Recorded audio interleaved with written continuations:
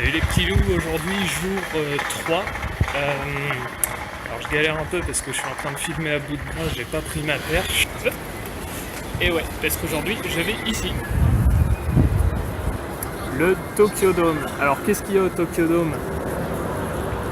Eh ben disons qu'il y a des battes, des balles, des home runs. Bref, je vais voir un match de baseball à Tokyo. Et ouais, les Yomiuri Giants. Donc pour la petite histoire, le Tokyo Dome a été construit en 1989 pour accueillir l'équipe de Tokyo, les Yomiuri Giants. C'est très très sympa ici. Comme d'hab, des immeubles d'1 kilomètre de haut. Et sinon c'est vraiment très sympa. J'ai encore un peu de temps avant le début du match, donc je vais aller marcher un petit peu jusque là-bas, comme ça on fait un petit tour en même temps du dôme. Donc là vous avez la grande roue et le grand 8 qui part donc de là, qui fait tout ça, qui monte, qui descend, hop, qui passe derrière le centre commercial et qui revient en passant carrément entre les murs. Ça doit être assez flippant, c'est pas trop mon délire perso. Hop, qui passe là, hop là autour de la grande roue. Ça doit être assez impressionnant. Et mon déjeuner, c'est des onigiri, ces petites boulettes de riz agglomérées. Pour 1 €. Voilà, je viens d'entrer dans le dôme de Tokyo. Alors je découvre en même temps que vous. Oh la vache! Mais mate-moi la taille du truc quoi! C'est immense! Elle dit c'est pas le stade Malherbe de Caen, hein? C'est pas la même capacité. Purée! C'est stylé de ouf. Bon je vais aller chercher ma place parce que sinon je serais vite fait de me perdre. Voilà, j'ai trouvé ma place. J'ai payé 2300 yens. Ça fait 20 €, peut-être un peu moins. Donc quand même je suis vachement bien placé, c'est super classe, les sièges sont confortables, c'est vraiment pas cher. Et là il n'y a personne, c'est parce qu'ils sont tous soit pas encore arrivés parce que le match commence dans 2 heures quand même. Moi je suis arrivé tôt pour repérer les lieux. Mais sinon, vu le monde qu'il y a dehors, je pense que ça va être rapidement blindé. Et j'en ai vu beaucoup au bar, donc à mon avis ils sont déjà en train de se mettre une race avant le match.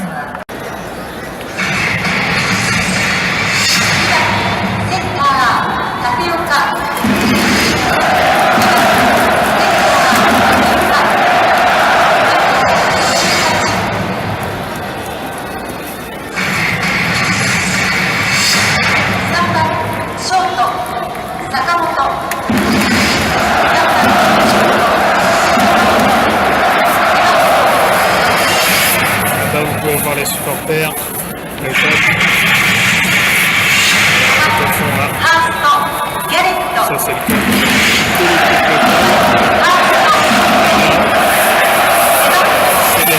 C'est de l'équipe adverse.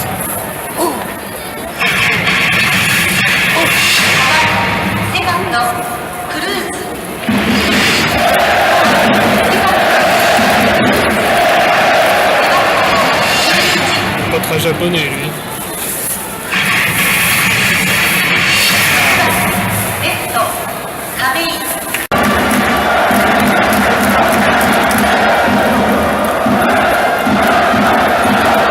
Ça c'est le chant pour le capitaine de l'équipe je pense.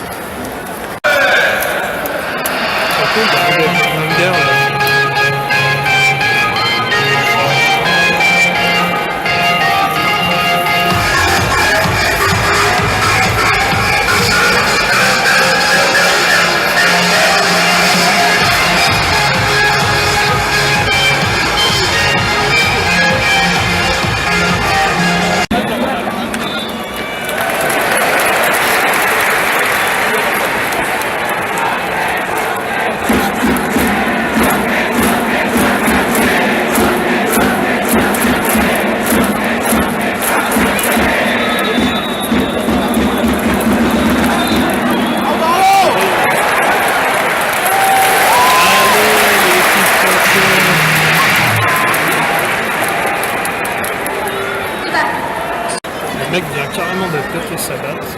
Pour le moment c'est nous, on est en milieu de 5e période.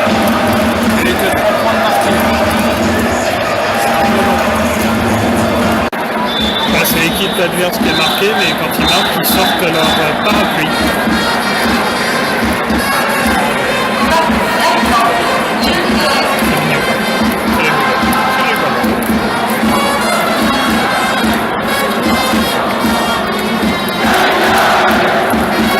Bon, bah, on a gagné.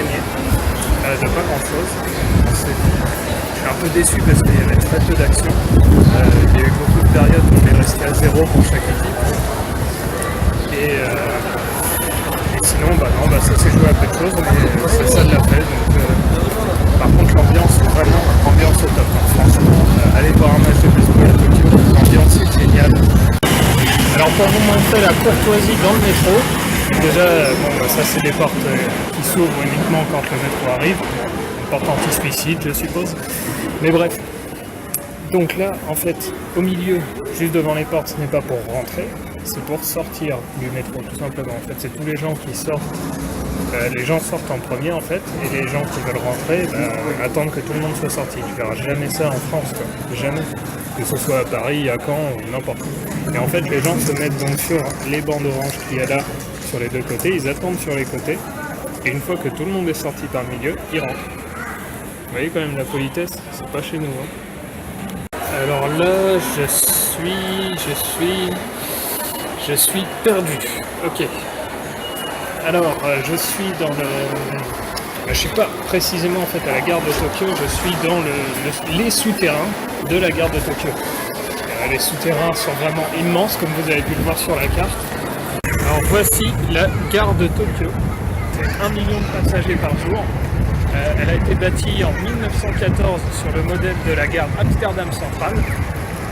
Elle a été détruite pendant les bombardements de 1945 et a été reconstruite partiellement depuis.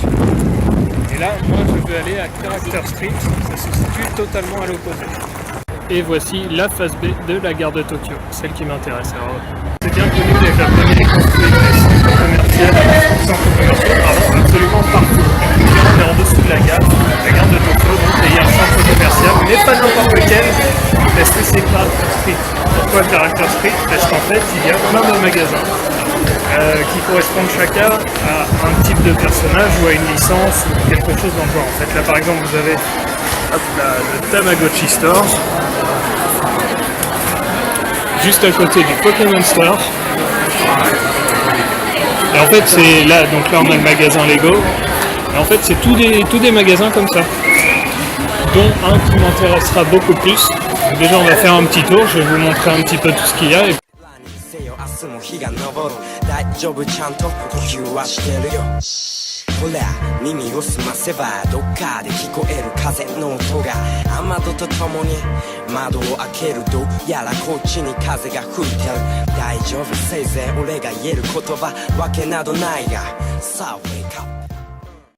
le swag, le Jump Store. Le magasin qui est tout des Dragon Ball, des One Piece, des Naruto. Le meilleur. Regardez-moi cette devanture déjà. Goku, trop stylé. Dommage qu'on peut pas le ramener chez soi, ça. Ça aurait fait bien dans mon salon. Je vous fais faire un petit tour et je ferai mes achats après. De toute façon, c'est tout plein de goodies inutiles et que tu as envie de prendre quand même.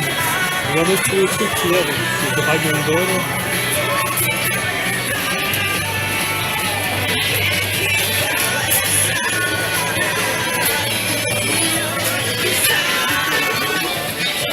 Là, je suis sûr, il y a plein de gens qui vont faire flamber le portefeuille. Enfin, c'est normal en même temps. Je vais faire la même chose. Là, il y a du My Hero Academia. Ça commence à bien cartonner. Sur Naruto, j'en ai rien à foutre. Là, il y a du JoJo's. La figurine de Jotaro, elle est trop stylée.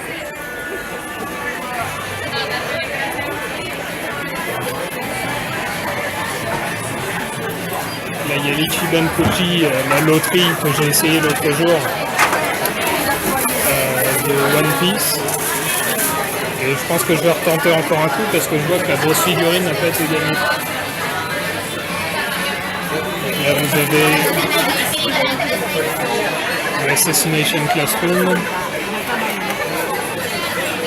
trucs One Piece, bon on voit pas très bien. Là encore du One Piece.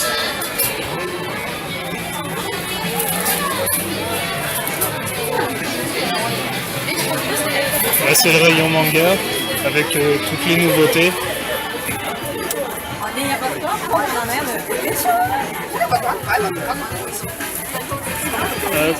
Donc là c'est que du neuf. Hein.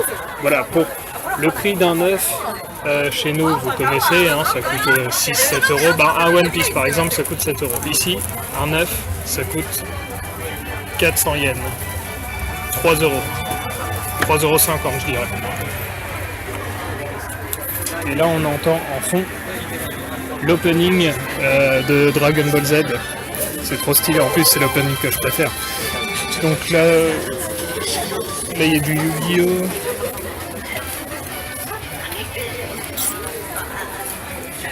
Regardez la déco quoi, c'est trop stylé.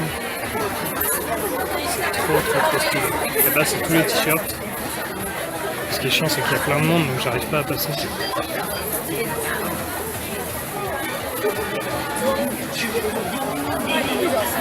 Des t-shirts JoJo avec Eevee, du One Piece.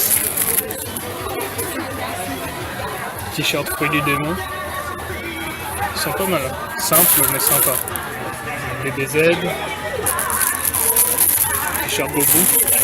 Il y a même les t-shirts de My Hero Academia. Là c'est IQ. Ça m'intéresse pas, je ne connais pas trop.